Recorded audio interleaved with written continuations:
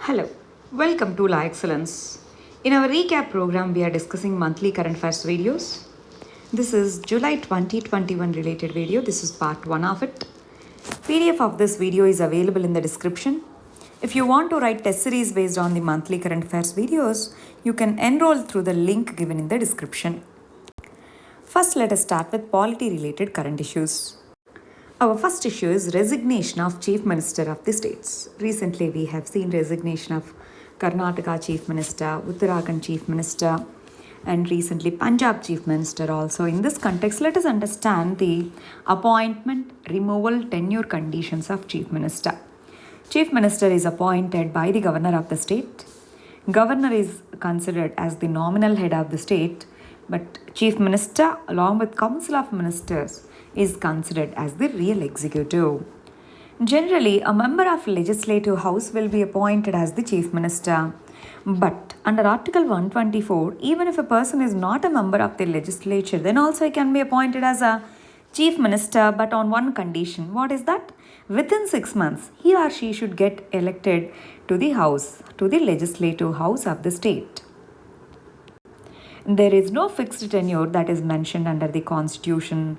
The office of Chief Minister is according to the pleasure of the Governor, and he cannot be dismissed. Generally, Governor cannot change Chief Minister as and when he requires.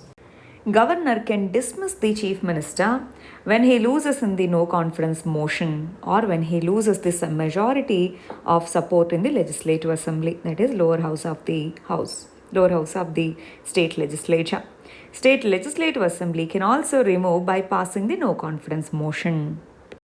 With regard to Uttarakhand and West Bengal, now in Uttarakhand, as the election schedule was not released, the person resigned before 6 months. Now in West Bengal there are elections and election schedule has been released by the Election Commission by polls. That is why Mamata Banerjee, if she wins, she can continue as Chief Minister, otherwise she has to resign. Next issue is Section 66A of IT Act 2000. In Shreya Singhal case, Supreme Court has clearly said that Section 66A of IT Act, which punishes the people for sending the offensive messages, is arbitrary.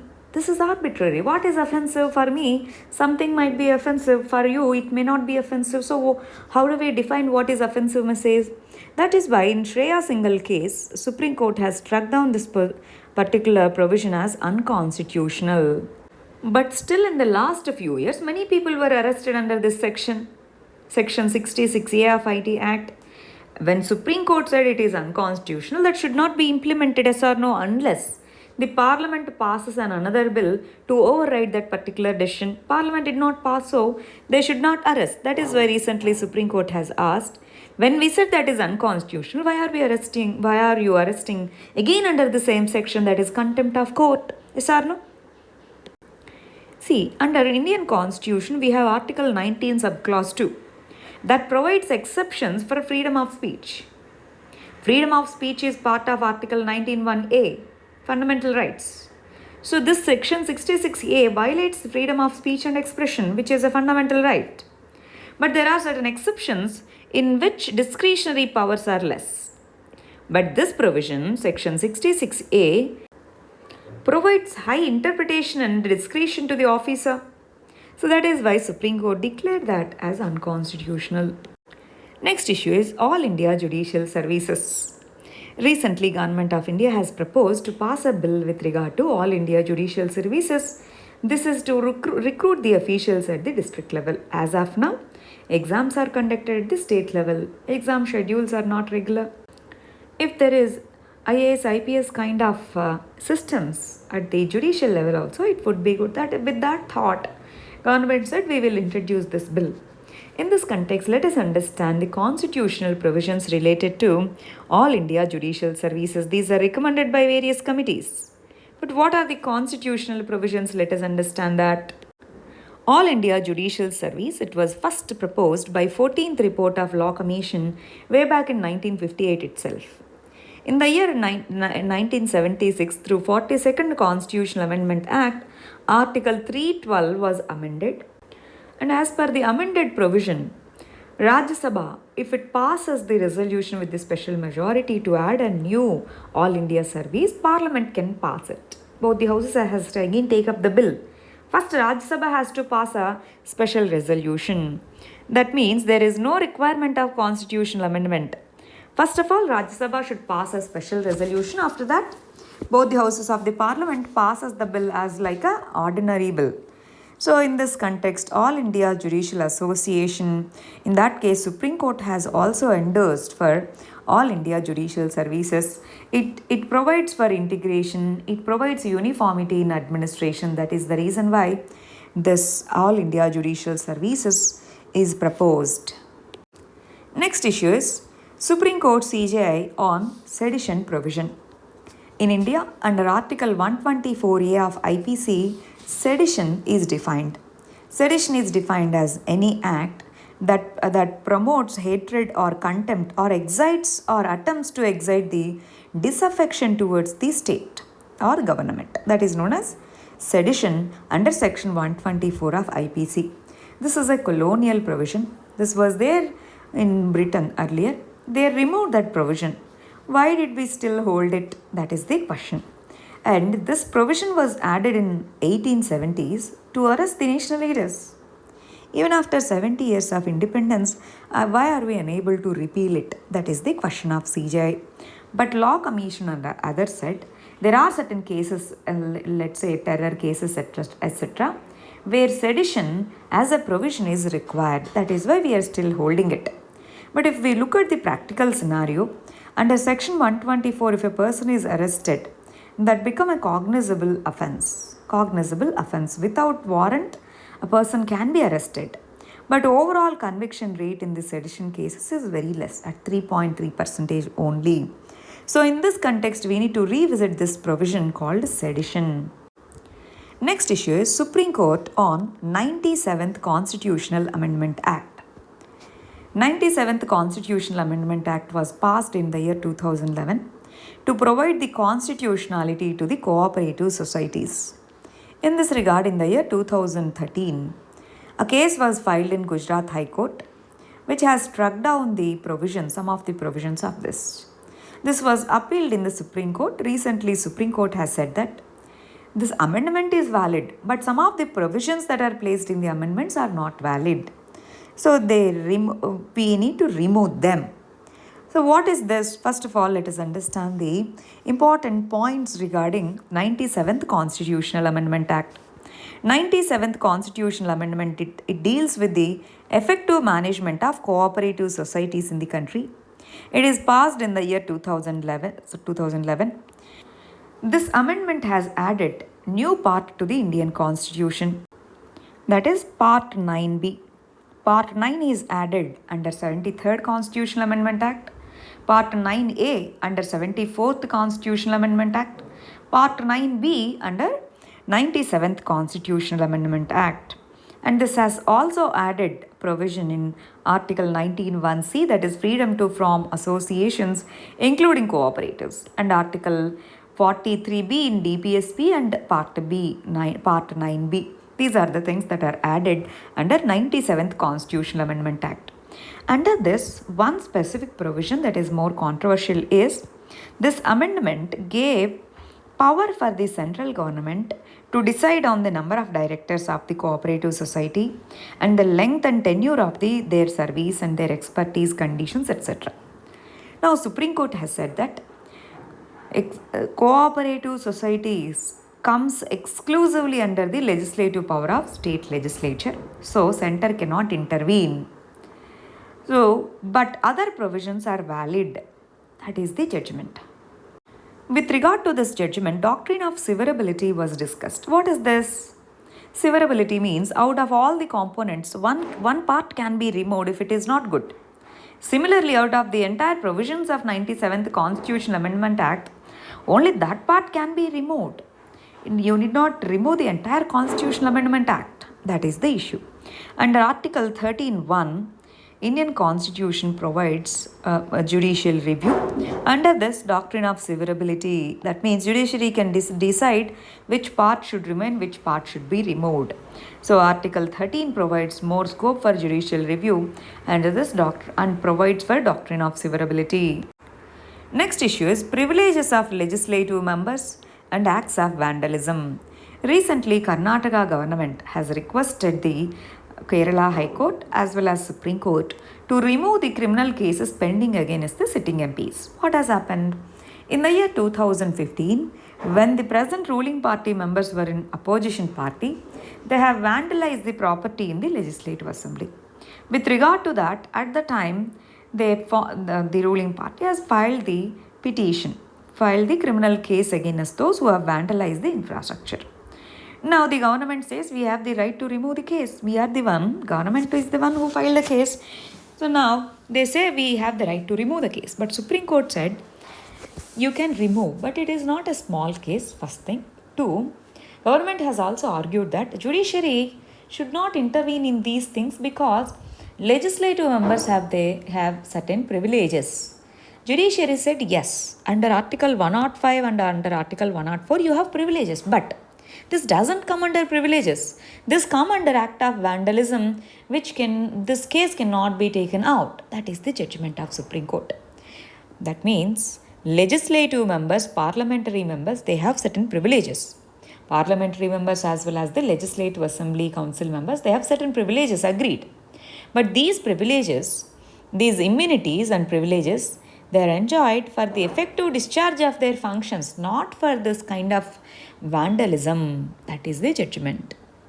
Next issue is national quota for medical seats. To fill the medical seats, we have a common exam known as NEET exam at undergraduate and postgraduate level. In the year 1986, All India quota was introduced in the state colleges with regard to medical seats. What is All India quota? Let's say Tamil Nadu, in a state, in Tamil Nadu state, there is a state college. So in that, certain percentage of seats should be reserved for the other states' students. That quota is known as All India quota. So in 1986 itself, this was introduced, under which 15% seats in undergraduation courses, 50% of the seats in post-graduation seats should be kept for the All India quota.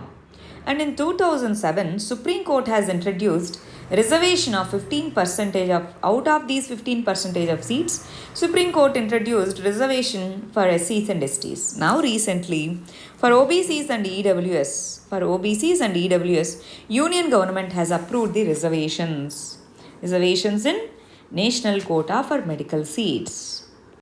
Here we have to understand that overall the reservation should not exceed 50%, that is the limit given under Indira Sahni case. Only under exceptional circumstances this can be breached, otherwise in normal circumstances that is the maximum threshold. Next issue is subcategorization of OBCs.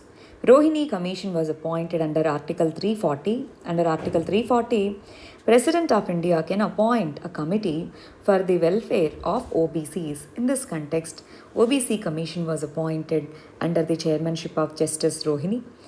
This committee's tenure was extended, that is why it was news. Now, what is this subcategorization? For example, if you observe in few states such as AP, Telangana, we have subcategorization in OBC, OBC A, BCB, BCC, BCD, like that. So similarly at the state level, we want such subcategorization. Why? Out of the OBCs, only few sections are getting benefited. True, there is creamy layer, but out of that also only few sections are getting benefited. Those who are really marginalized, they need to be given more priority within the OBC. In that context, to provide horizontal reservation. Horizontal means within one category we need horizontal reservation. For that, subcategorization of OBCs is needed. That is why this committee was appointed. Overall reservation won't change. Overall OBC reservations are 27%. This won't change. But within that, who is more marginalized, that will be decided by this. Next issue is interstate river water disputes. Recently, in the Kaveri Basin, Karnataka and Tamil Nadu, they have the water conflict with regard to Meghdatu project. Karnataka has proposed to build this project on the Kaveri river. Tamil Nadu opposed it, saying that if you build this, it is going to stop the water flow for the lower riparian state. That is why they went to Supreme Court. Why to Supreme Court? Because earlier Supreme Court has given a judgment with regard to Kaveri water distribution. That is why. In this context, what are the constitutional provisions to deal with interstate river water disputes? We have Article 262. Under Article 262, Parliament, by law, can adjudicate any dispute between the states with regard to use, distribution and control of water. In this regard, Parliament has passed a law known as Interstate River Water Disputes Act 1956, under which tribunals will be appointed as per the request of one or more states who are in this conflict. In this regard, tribunals are appointed. These water disputes tribunals are constituted for the adjudication of water, but finally the ultimate authority to take the appeals is Supreme Court. Right? Next issue is Assam-Mizoram border dispute. Recently, violence broke out between Assam and Mizoram border. Why? What is the reason? It has a historical background. What is it? During the colonial era, two notifications were released by the British government. One in 1875, second one is 1933. So in the first notification, Lushai Hills are differentiated from the plains of Chachar.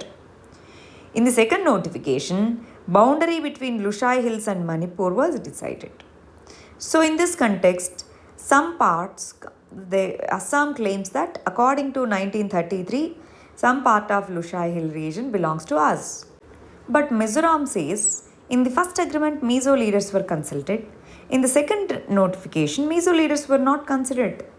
So that is why we don't want to accept 1933 agreement. We will accept only 1875 agreement. In this context, Mizoram says that the boundary demarcation should be there under this particular thing. This led to conflict between both these states. So slowly over a period of time, peace prevailed, but initially it led to conflict in the region, Assam-Mizoram. It's not just Assam-Mizoram border dispute. Assam has border issue with Meghalaya, with Arunachal Pradesh, with Manipur, with Nagaland, with all these states, Assam has border disputes. Next issue is fiscal federalism. Federalism means distribution of powers among the different levels of the organs.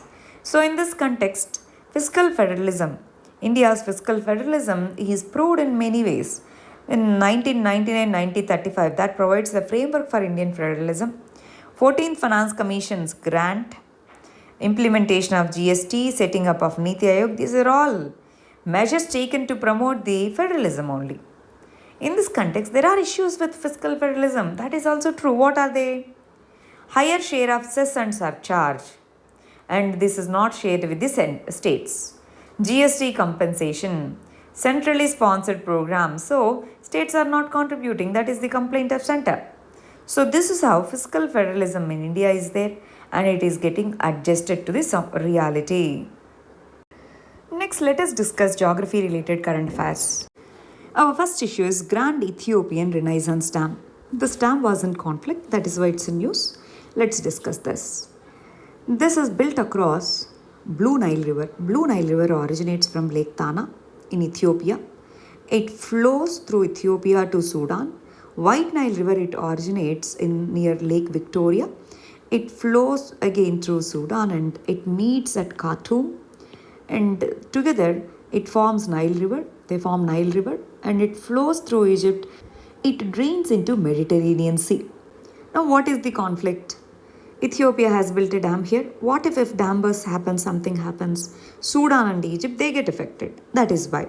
Plus, water will be less for them.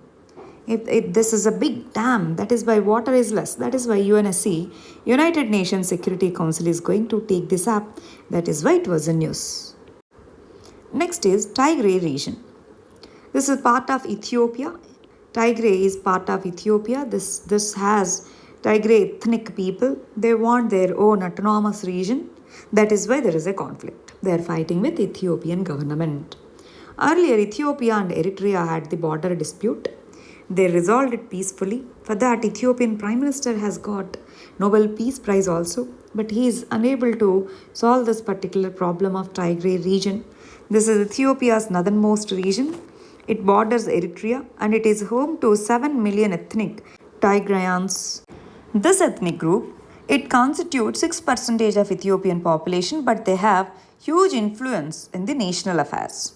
They want separate country. This led to conflict over there. Now try to understand this. Eritrea, Ethiopia, Djibouti, this is Somalia. All these four countries together are called as Horn of Africa. These four countries are together called as Horn of Africa. Here we have towards the east we have Red Sea and this is Gulf of Aden. This water strait is known as Bab el Mandeb. Bab el Mandeb. Next issue is lightning in Arctic region. Recently it is observed that more and more lightning events are happening in Arctic region. First of all, let us understand what is this lightning and then let us see why the numbers are increasing. Lightning is the result of discharge of energy. Earth itself is a good conductor of electricity. So, in comparison to middle layer, the upper layer and lower layer, it has positive charge and the middle layer has negative charge.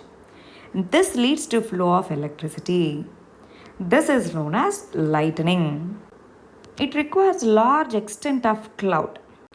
But in general, in the Arctic region, as the ground is covered with the ice, evaporation of water and formation of large extent clouds, the chances are very, very less. That is why lightning events are very less. But recently, because of global warming, climate change, ice melting, these events are changing the nature of that particular region. Arctic amplification is happening.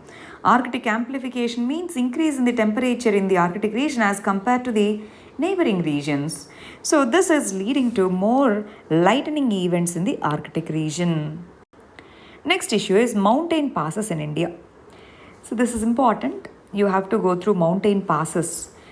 In our channel, we have recorded 7 geography related videos and 8 environment related videos specifically for this UPSC prelims. So if you have not watched them yet, try to go through them. At least go through the notes mentioned and below the videos. Now, Lipu Lake Pass, it is in news. Changla Pass, Ladakh. In Sikkim, we have Nathula Pass. So likewise, which mountain pass is located in which area, that we have to know. Next issue is Afghan's geography, very important. Taliban has taken control over Afghanistan. In this context, refugees from Afghanistan are moving across all the borders. In this context, we need to know the borders of Afghanistan. We need to know the topography of Afghanistan. So there's a place called Panjshir that is in news much. So we need to know where this Panjshir location is. So let us see that. Now, Afghanistan, this region has land boundary. It is landlocked country. It has boundaries with Iran, Turkmenistan, Uzbekistan, Tajikistan, China, Pakistan and a part with India. But as of now, it is under POK. That is why we don't have direct access to Afghanistan. Now, Afghanistan has Hindu Kush mountains on the northern side. It has deserts at the southern side, Khash Desert, Margao Desert, and in the entire north boundary is covered with this river known as Amu Darya. Amu Darya river, it has it provides the northern boundary with Tajikistan and Uzbekistan. Next, let us understand the rivers of Afghanistan. We have Hari River, Farah River, Hemlan River. These are major rivers. As we said, Amu Darya flows to the north of this and it forms the boundary between Tajikistan, Uzbekistan and Afghanistan. This region is known as Panjshir Valley region. It is located in Hindu Kush mountain ranges. This is known as Khyber Pass. This is between Afghanistan and Pakistan. This one is Panjshir. There's a famous highway known as Garland Highway. It connects cities of Herat, Darlam, Kandahar, Kabul and Mazar-e Sharif. Mazar-e Sharif is the northernmost major city of Afghanistan. Chabahar port to Zaran to Dalram. This connectivity project is planned as part of trilateral cooperation between India, Iran, and Afghanistan. Next issue is Yangtze floods. Yangtze is a river in China. This is the longest river in Asia, third longest river in the world, and this river flows entirely in China. It drains into East China Sea. There is the city known as Shanghai that is located on the banks of this river Yangtze. It originates in Tibetan Plateau. It flows through these cities, and Wuhan city is also on the banks of Yangtze River. Three Gorges Dam, which is one of the biggest dams infrastructural projects of China, is built across this Yangtze River. Next issue is yellow dust in China and Korea. What is this yellow dust? In general, during the springtime, these regions, China, Korean Peninsula, they experience yellow dust. Yellow dust because from Mongolian desert, which is known as Gobi Desert, under the influence of westerlies, winds move in this direction. From Loess Plateau and Gobi Desert, westerlies move in this direction. They carry large amount of particulate matter from the desert region. That is why this region experiences yellow dust. And Korean Peninsula experiences pollution because of the industries that are located in this Chinese region plus the Gobi Desert. Next issue is exoplanets. Exoplanets means planets that exist outside our solar system are known as exoplanets. These are known as extrasolar planets. Extrasolar planets are of various types: terrestrial, Neptune-like, super-Earth, gas-giant exoplanets are there. Next issue is Rattle Hydroelectricity Project. Rattle Hydroelectricity Project is built across Chenab River. Chenab is one of the tributaries of Indus rivers. Indus River system is shared between India and Pakistan. We have Indus Water Treaty of 1960. This Indus Water Treaty is brokered by World Bank. According to this treaty, East rivers and West rivers, they are shared between India and Pakistan. On Chenab, we can build the run-of-the-river projects. So we said, yes, we are building run-of-the-river projects. Rattle is a run-of-the-river hydroelectricity project. But Pakistan says this obstructs the flow of the water. But India says we are building this according to Indus Water Treaty 1960. This was in news. Rattle Hydro project was in news because of this Rattle Hydroelectric Power Corporation Limited. This was constituted for implementation of this Rattle Hydroelectricity project. This is built across Chenab River. There is one more project that is known as Kishan Ganga project. This Kishan Ganga project is built across Jhelum River. Same again in Jammu and Kashmir, Jhelum River. Next issue is Ganymede. This is the moon of Jupiter, planet Jupiter. Recently, researchers have discovered that this Ganymede surface temperature varies strongly throughout the day. So that is why they say that maybe some small amounts of water might be releasing from the surface of this. That is the finding recently. Ganymede's interior consists of ice crust. Beneath that we have saline ocean.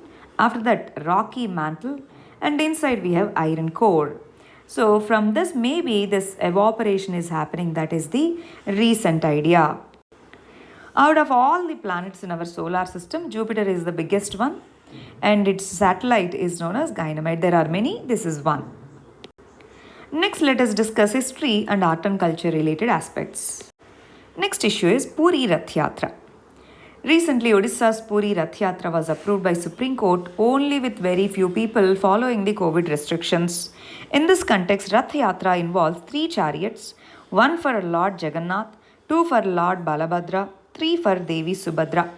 In this context, let us discuss the significance of Puri Jagannath Temple. Puri Jagannath Temple. This temple is believed to have constructed in the 12th century by Eastern Ganga dynasty rulers. Jagannath Puri Temple is called Yamanika Tirtha. That means it is an escape from the death. It is said that whoever visits this place, they can escape the death. This is also known as White Pagoda. Here it has Arunastamba. Arunastamba means sun pillar in front of it. In Konark temple, Konark sun temple, Arunastamba is there. Here in Puri temple also Arunastamba is there.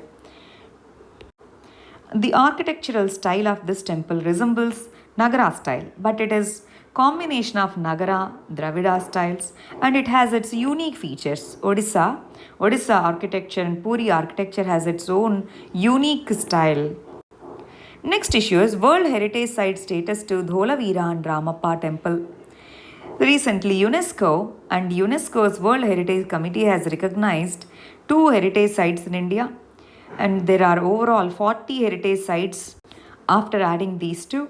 39th one is our Ramappa temple, 40th one is Dholavira. Overall 40 are there. Out of them 32 are cultural, 7 natural and 1 is mixed property. UNESCO, it encourages the preserving the cultural and natural heritage of the countries. In this context, there's a convention called Convention on Protection of World Cultural and Natural Heritage. It is adopted in the year 1972. India is party to this. That is, India is a member of this. Now let us briefly understand about Ramappa temple and Dholavira. First one is Dholavira. Dholavira is IVC city, Indus Valley city. The difference between other IVC cities and this one is most of the Indus Valley cities are built along the river flowing areas, but this is a dry region. Dholavira is in a dry region. That is why it follows a unique water system where it stores the water and transfers this through the internetwork of canals and lakes. Dholavira, this location of Dholavira is in the island of Khadir. So this is strategic in harnessing different minerals and raw materials. That is why this region is important now. Nearby this Dholavira, we have Kutch Desert Wildlife Sanctuary in the Great Run of Kutch. So this is an important archaeological findings. This is given World Heritage Site tag in India. And Ramappa temple, this is known as Rudreshwara temple. Rudreshwara temple was constructed in 1213 AD during the Kakatiya Empire, Recherla Rudra time this was constructed. This temple stands on 6 feet high, star-shaped platform. Very important. And this shows the sandbox technique of Kakatiyas. It is seen to be one of the highest architectural forms, especially in the medieval temples. Next issue is Savitribai Phule. She was born in Maharashtra. Her major contribution is in the women education. She became the first female teacher in India. In the year 1948, she opened a school especially for girls along with her husband, our famous Jyotirao Phule. Now, she opened a clinic in 1987 for the victims of bubonic plague. She has also set up Balhatya Prabandhak Griha. In honor of her, this Pune University was renamed as Savitribai Phule University in 2014. Next issue is Chola art forms. Recently, National Gallery of Australia has announced that 14 artworks will be returned to India. So, some of them belong to Chola period. In this context, let us understand the Chola art and architecture and the Chola sculptural styles. Cholas, they followed Dravidian style of architecture. Chola period is remarkable for its sculpture as well as the specifically bronze sculptures. Dravida style of architecture has reached its highest position during Chola period. Vimana is the typical style of this multi-story building structure. Brihadishwara temples, Rajarajeshwara temples at Tanjavur, these are the classic examples of Dravidian style. And Gangaikonda Cholapuram temple is another such example for Chola architectural splendor. With regard to Chola bronze sculptures, they have used lost wax technique. And famous Chola bronze sculptures include Nataraja sculpture, Ardhanarishwara sculpture, Mahishasura Mardhini sculpture. These are some of the bronze sculptures that were famous during this period, especially this Nataraja sculpture. These are the issues of part 1 of July month. Thank you very much. All the very best.